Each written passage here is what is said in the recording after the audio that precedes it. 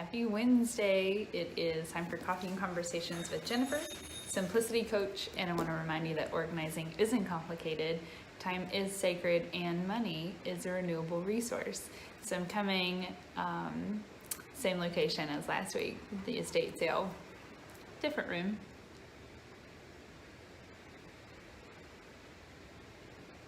Lots of stuff.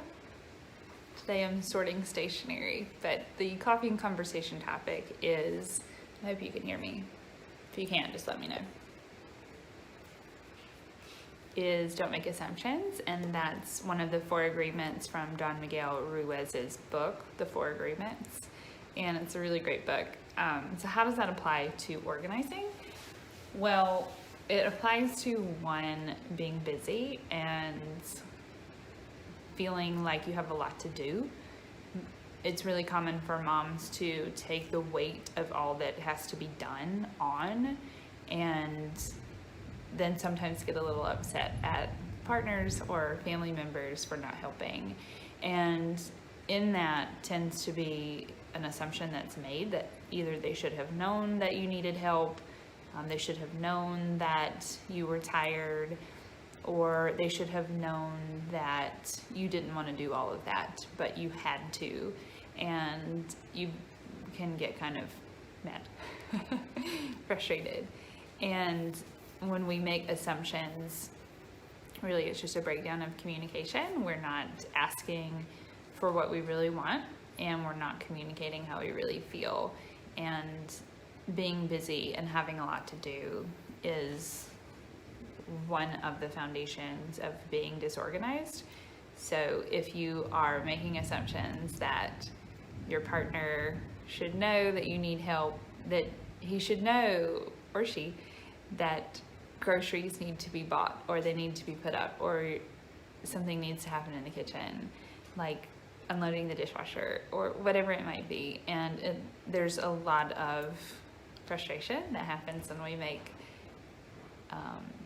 when we start to make assumptions, and it can lead to busyness, and it can lead to having a lot to do.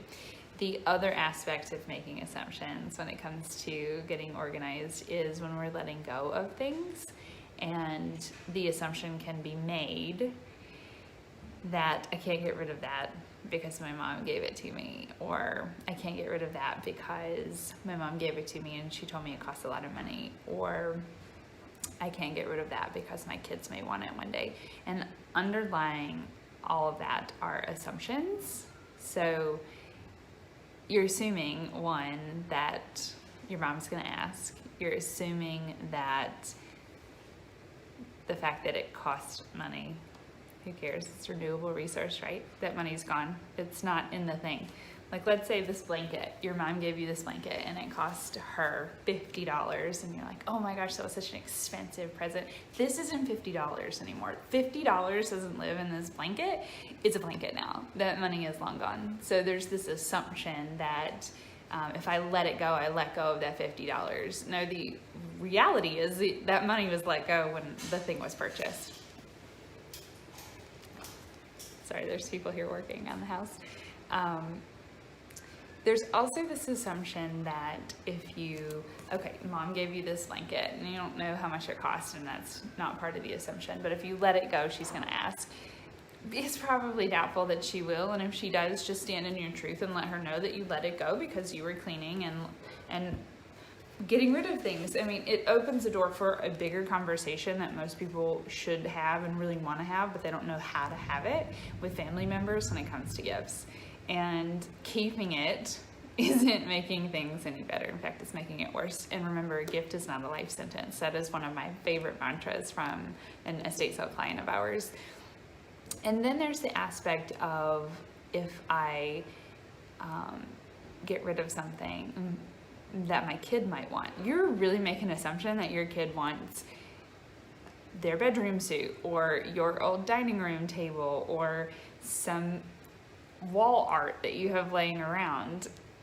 It's probably likely that they really don't want it. And in the grand scheme of things, they would like to play adult sooner rather than later. And part of playing adult and being able to be an adult is to go buy your own stuff. and it's exhilarating, it's scary, and it's fun all at the same time. And holding on to things longer than you should, I mean, it's like the second foundational part of getting organized. You have to let things go, and you have to really look at the excuses and the stories that you're telling yourself about things. And I think that is one of the best agreements, aside from taking things personally, don't take things personally anyways, is don't make assumptions. If you are having a hard time letting things go and you're assuming that your mom is going to be upset, she's going to ask you about it, or that it costs a lot of money and therefore it should be worth that much money, or your kids want it, then stop with the assumption and just ask. It's about clear communication. And if you're not sure how to ask, it's okay to like get it kind of wonky and wrong to start with. Just start the conversation. Just be clear about what you're wanting. You want space, you're trying to get rid of things, you appreciate the sentiment, but no thank you on the gifts any going forward. Or, you know, your kids, like, are you gonna want this when you go to college, especially if they're 17 or 18, they're probably gonna say no, and that's good. Don't try and force it on them. Don't shit shift. Pardon my language, but that is common. Don't shift your stuff onto someone else. So anyways, next week, catch me live on Facebook. And I want to let you know that in August, these are going to be happening on my new page, so you're more than welcome to follow that. And I'll link it in the comments. But have a great week. It's raining cats and dogs here. We're in Weddington, and I hope it's raining at my house. My plants need it. But I'll see you guys later. See you next week. Bye.